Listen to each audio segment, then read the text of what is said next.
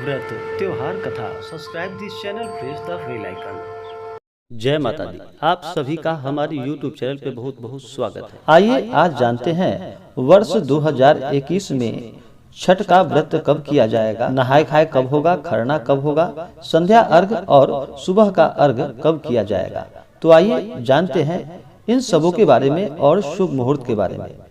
छठ का व्रत हर वर्ष कार्तिक माह के शुक्ल पक्ष चतुर्थी तिथि से लेकर के सप्तमी तिथि तक इस व्रत को किया जाता है। यह व्रत 4 दिनों तक चलने वाला व्रत जो कि बड़ा ही कठिन माना गया है। इस व्रत को विशेष करके महिलाएं अपने पुत्र की लंबी आयु के लिए, संतान सुख की प्राप्ति के लिए तथा सभी प्रकार के सुख और समृद्धि की प्राप्ति के लिए छठ का व्रत करती हैं।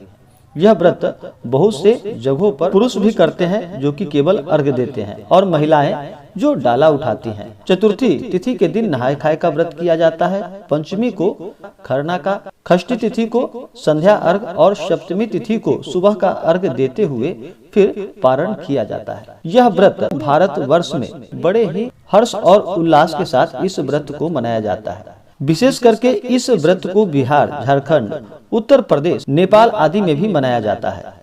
यह व्रत जो कि 36 घंटों तक निर्जला इस व्रत को रखा जाता है। इस व्रत के दौरान शुद्ध और सात्विकता का पालन करते हुए छठी माता का पूजन किया जाता है और भगवान सूर्य देव का पूजन किया जाता है। भगवान सूर्य देव की बहन जो कि षष्ठी देवी के नाम से जानी जाती है, ब्रह्मा जी के मानस पुत्री के रूप में षष्ठी देवी का छठ व्रत के दौरान पूजन किया जाता है। तो आइए जानते हैं इन सबों के शुभ मुहूर्त के बारे में। इस बार छठ व्रत का नहाय खाए का व्रत जो कि 8 नवंबर 2021 दिन सोमवार को किया जाएगा। नहाय खाए के दिन, इस दिन सुबह ब्रह्म मुहूर्त में उठ करके नित्य क्रियाओं से निवृत्त होकर के शुद्ध वस्त्र धारण करने के बाद अच्छे तरीके से स्वच्छ भोजन बनाया जाता है जो कि अरवा चावल और चने की दाल का चावल दाल बनाया जाता है, और फिर कद्दू का सब्जी जो कि सिंधा नमक युक्त वाला हो वह बना करके फिर नहाय खाए के दिन इसको खाया जाता है। अगले दिन जाकर के खरना का व्रत, खरना का व्रत जो कि 9 नवंबर 2021 दिन मंगलवार को किया जाएगा। इस दिन सुबह उठ करके स्नान करने के बाद, शुद्ध वस्त्र धारण करने के बाद दिन भर उपवास रहते हुए और संध्या के समय में इस दिन खरना किया जाता है। इस दौरान पूजा करने के बाद गुड़ मिश्रित खीर और रोटी बनाई जाती है। पूजा करने के बाद खरना करती हैं और इसे ग्रहण करती हैं। ग्रहण करते समय खरना के वक्त कोई इस समय टोके नहीं। टोकने के बाद जितना आप भोजन ग्रहण कर चुके हैं उसके बाद फिर नहीं खाया जाता है। खरना करने के बाद उसके बाद फिर एक समय जो भी आपने खा लिया उसके बाद फिर यह व्रत आरंभ हो जाता है जो कि अगले दिन जाकर के संध्या अर्घ और उसके अगले दिन जाकर के सुबह का अर्घ देने के बाद फिर व्रत का पारण किया जाता है। तो संध्या का अर्घ जो कि 10 नवंबर 2021 दिन बुधवार को संध्या का अर्घ दिया जाएगा। इस दिन सुबह उठ करके स्नान करने के बाद, शुद्ध वस्त्र धारण करने के बाद इसी दिन जो भी पूजन के लिए पकवान बनाए जाते हैं, अपने अपने परिवार के सभी लोग का अपना अपना विधान होता है, उसके अनुसार जो भी अपने श्रद्धा और सामर्थ्य के अनुसार पकवान बना पाए उस दिन पकवान बनाना चाहिए। और जो भी पकवान बनाए जाते हैं वह मिट्टी के चूल्हे पर पकवान बनाए जाते हैं।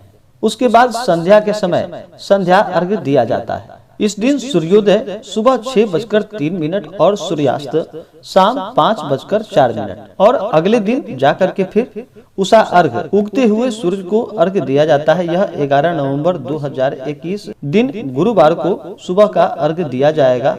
उसके बाद फिर इस व्रत का पारण किया जाएगा। इस दिन सूर्योदय सुबह 6:03 और सूर्यास्त शाम 5:04।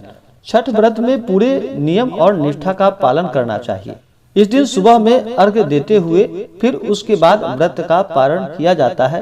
व्रत के पारण में अंकुरी खाकर के इस व्रत का पारण किया जाता है, नहीं तो जो भी फल हो जैसे कि केला, सेब आदि खाकर के भी आप इस व्रत का पारण कर सकते हैं। छठ के व्रत में विशेष प्रकार से जितने भी अपने सामर्थ्य और श्रद्धा के अनुसार फल हो वो इसमें चढ़ाना चाहिए, और ज्यादातर इसमें हल्दी, अदरक और केला, ऊख, ये इन चीजों का सबसे ज्यादा प्रयोग किया जाता है। यह छठी माता को चढ़ाया जाता है।